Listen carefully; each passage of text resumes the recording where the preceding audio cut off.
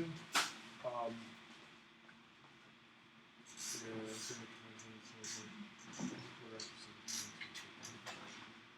oh, okay.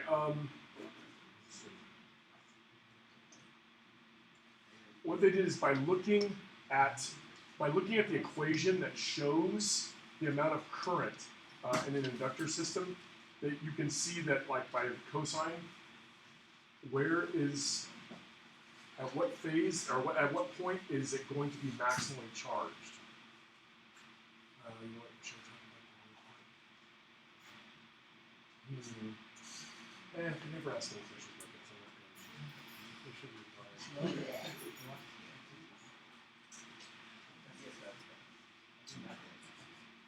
All right.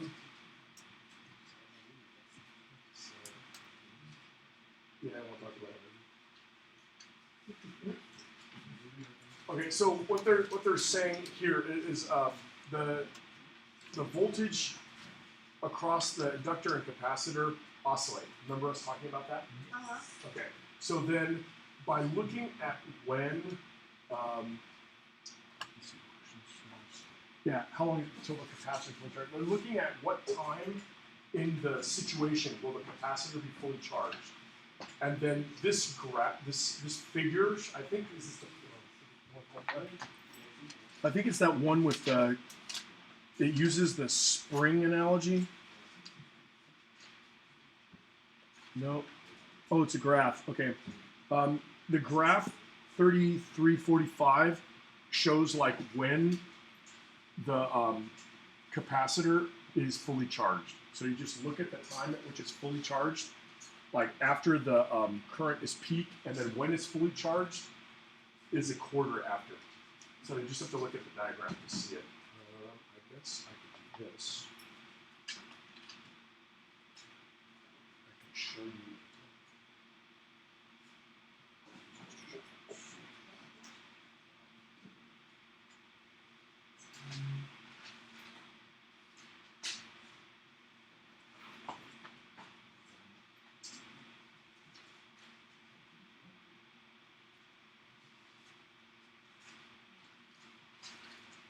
All right. Well, that's not working, so that's not going to happen.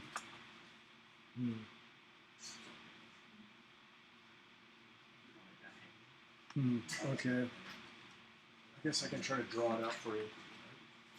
All right. Basically, the graph looks kind of like this. That the capacitor is fully charged up here, and then it does this. Right? You remember us talking about this? That the capacitor is fully charged on one plate, and then it empties, right? It becomes kind of like equilibrated, but then the energy in the inductor pulls it so that it pulls the original amount of charge onto the other plate. That's why it looks like this. Okay. The maximum current is going to occur there. The maximum amount of current is going to occur there because that's the point where the inductor begins pulling the charge from one to the other. Because, yeah, well, like, this, as this goes down, this is where the energy of the conductor is grabbing the charge and pulling it to the other side. And then it's also just a function of the math. And that's also a place where, like, you can write it, like, it has a large slope. Yeah.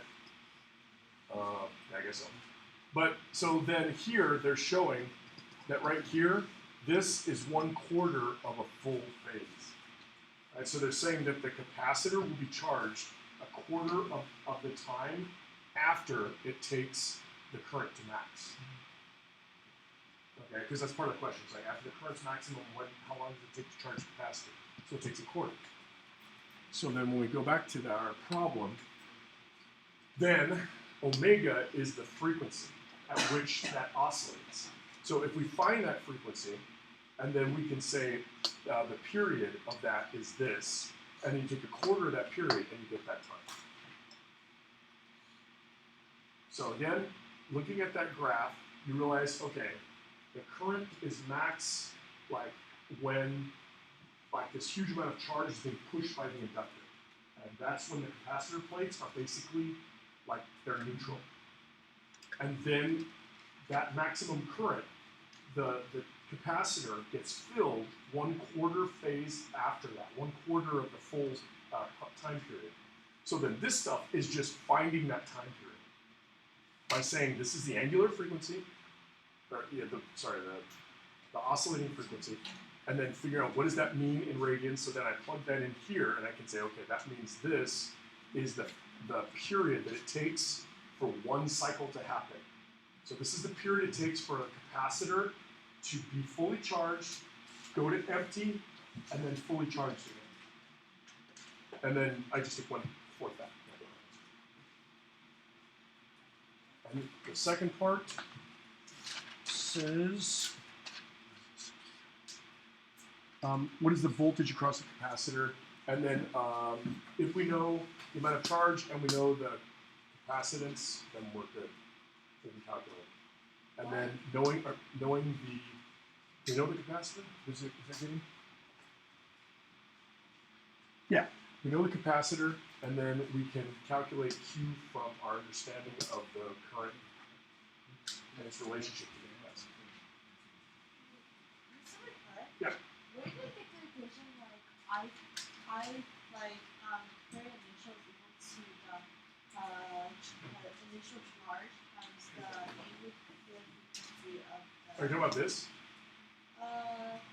This? Yeah, as well. Where is that come from? That's just from your book in the section on LC circuits.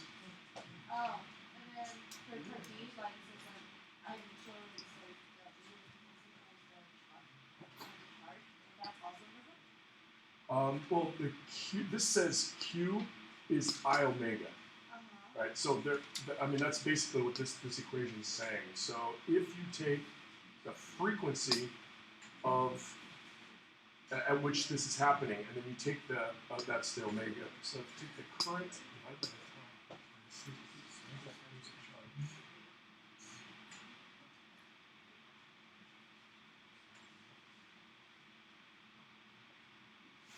oh, yeah, they tell you. The maximum inductor current and maximum capacitor current are related by this. So they're using this. They're using a bunch of equations that are in that section. And then a lot of them probably don't remember. Yeah, it's like ones that you just make like if you it's right there.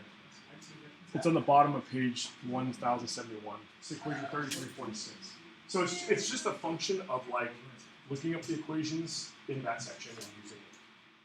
Oh, so like when we're doing your homework, we should rely on our formula sheets. We should actually rely on what the book says. I'm just like a problem like this.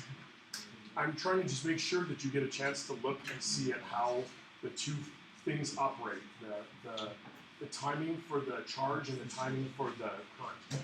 So that's why I picked this problem, because it made you go to that graph.